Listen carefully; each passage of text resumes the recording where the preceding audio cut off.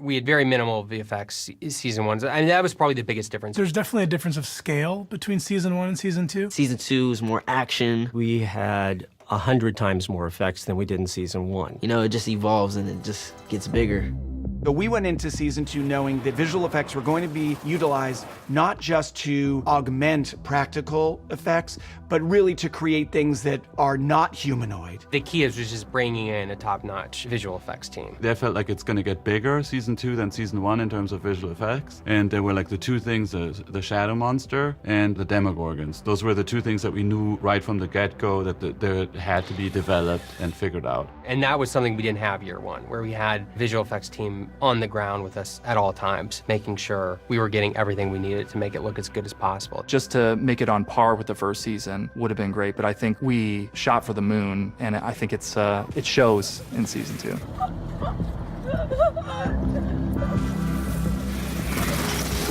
Basically, the way that Stranger Things works is that the Duffers write something down that's in their head. Every other department gets to say, oh, we can do this, we can do this, and we can do this. There's all kinds of departments that can do things, and when they run out of people who say they can do this, then it's my job to say, we can do this no matter what it is. Second season, before we were even in pre-production, I was having phone meetings with Paul and Christina Graff. We're always involved with VFX from the very beginning because we need to know exactly where our world stops and their world starts. Season 2, we knew coming in it was going to be a giant undertaking, and they brought the visual effects department in with editorial. When we did season 1, initially the approach was to do everything 95% practical. We realized that, in fact, the vision that the brothers had was more extensive than one can always do practically. So the Graffs really came to this show. They dug deep, and the quality of the work they produced, the photorealism, was, I think, incredibly, incredibly impressive. We have to design a lot of the environments and the creatures. He had already so many interesting ideas. How do we pull off this shadow monster, and how do we pull off Dart, this small creature? And then they brought in Michael Marr, who's now our storyboard artist and concept artist. If I'm storyboarding a scene, it's usually heavier on visual effects or complicated stunt work. So the storyboards more or less become the Bible for that. We pretty much just shoot his storyboards. I'm not advocating well for my directing. And of course, there's concept design showing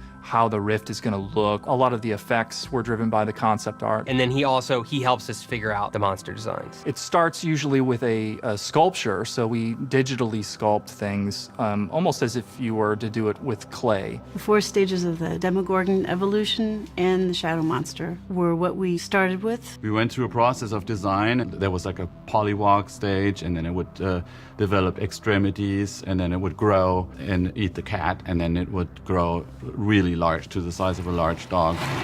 The tricky part about shooting something that's invisible is it's invisible, and it's really hard for the actors to know where to look and what it looks like. We would give them something, if possible, to perform with. What we had were silicone gels, so there's weight, and there's an eye line, and they can interact with them. They'll have like a marble or something in your hand or something that's replacing what you're actually looking at. It was really nice for the actors to have something to engage with. The climax for the Demogorgons is really the death of Bob, where he gets like attacked. So we figured even if it's harder to sort of like erase somebody from the frame, we need some kind of person in the shot that really fights with him and really like lays into him. Paul also designed that closing shot of the shadow monster above the school. We wrote that camera's going to rotate, and then as we're rotating, it's going to become the upside down. And Paul took it literally. What if we go underneath the ground? And that's not even something I thought we could do. I was like, well, that would be cool. If we could do it, how could we do it? And he's like, I don't know, I'm going to figure it out. We had to basically face the camera forward, go up, then go down, do a 90-degree rotation, then pull the technocrane back another 30 feet, put the camera back down and do the exact same speed, opposite direction, and then flop one of those 2 shots. You know, and he figured it out, and then Michael drew it, and so that everybody could see it. And then it feels like it's rotating at the same speed. It sounds easy. It's really difficult to do for the camera operators. We had like about 5 people on wheels on a camera trying to get this technocrane to I think Bob said he'd never seen so many people operating a technocrane at the same time, but they got, I mean, they're all incredible and they got it. We think about composition and camera angles and lighting, so it all kind of blends together into what could be best for the story, what's going to give the most impact emotionally, what could really make a fun and exciting shot. The thing about a show like this, it is so much work that you have to rely on people. So you need smart, creative, passionate people like Paul and Christina.